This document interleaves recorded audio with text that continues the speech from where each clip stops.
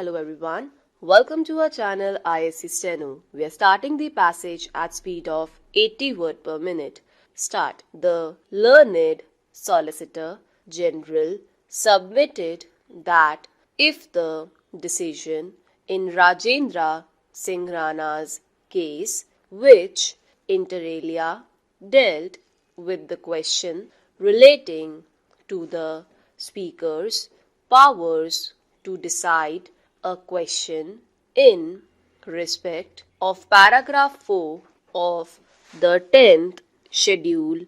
independent of any application under paragraph 6 thereof, is to be made applicable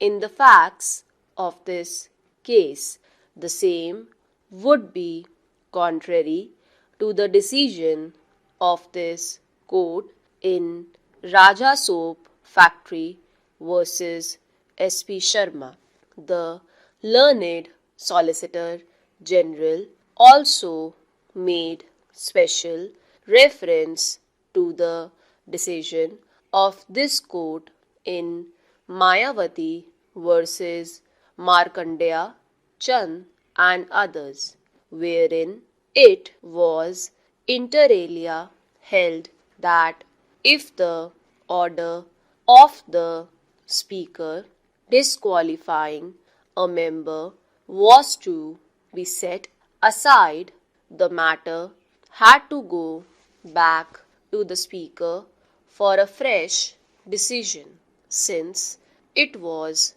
not the function of this court to substitute itself in place of the Speaker and decide the question which had arisen in the case. In addition to his aforesaid submissions, the learned Solicitor General also submitted that various substantial questions of law in regard to the interpretation of the Constitution had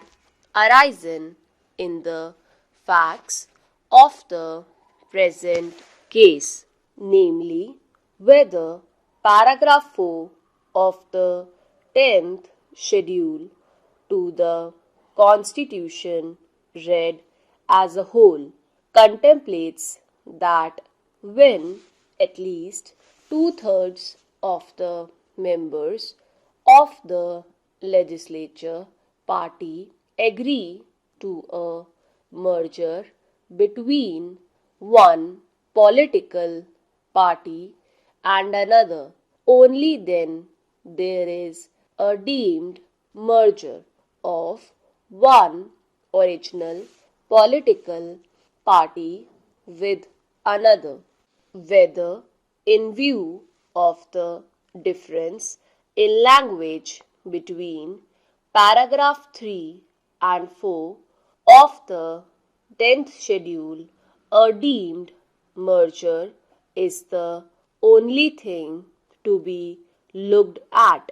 as opposed to a split, which must be in an original political party cumulatively with a group consisting of not less than 1/3 of the members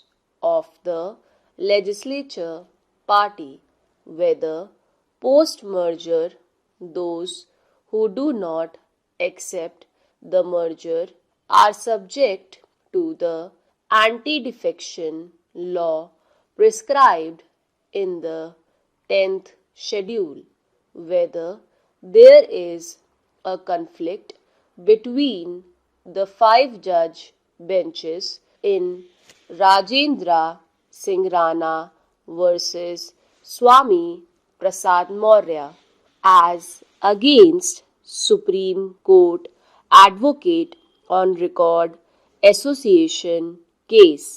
SCC 409. What is the status of an unattached member in either House of Parliament or in the state legislature, whether in view of Article 212, Speaker is subject to the jurisdiction of court as such. According to the learned Solicitor General, the aforesaid questions, which involved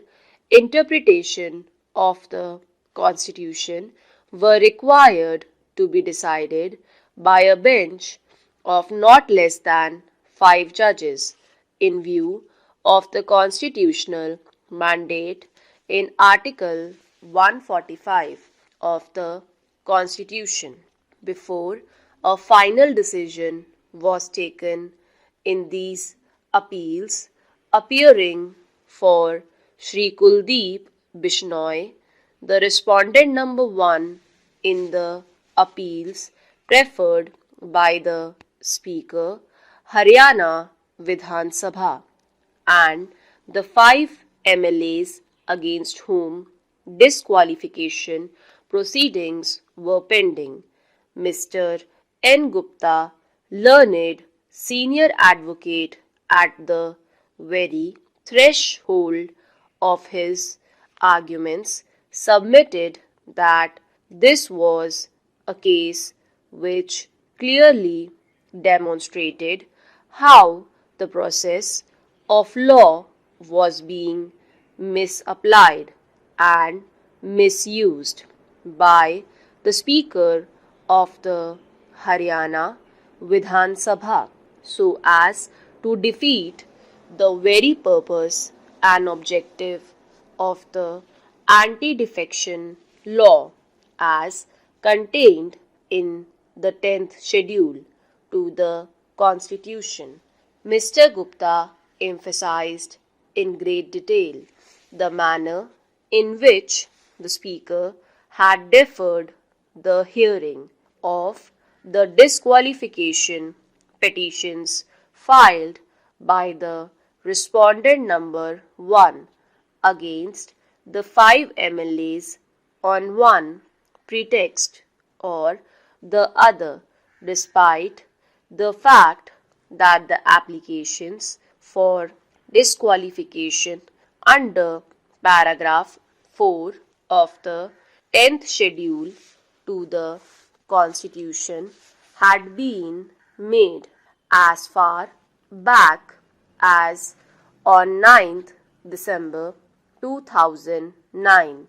Mr. Gupta submitted that till today the said disqualification applications are pending decision before the Speaker, and since such delay in the disqualification proceedings was against the very grain and object of the 10th schedule to the Constitution, the division bench of the High Court had no other option but to pass appropriate orders by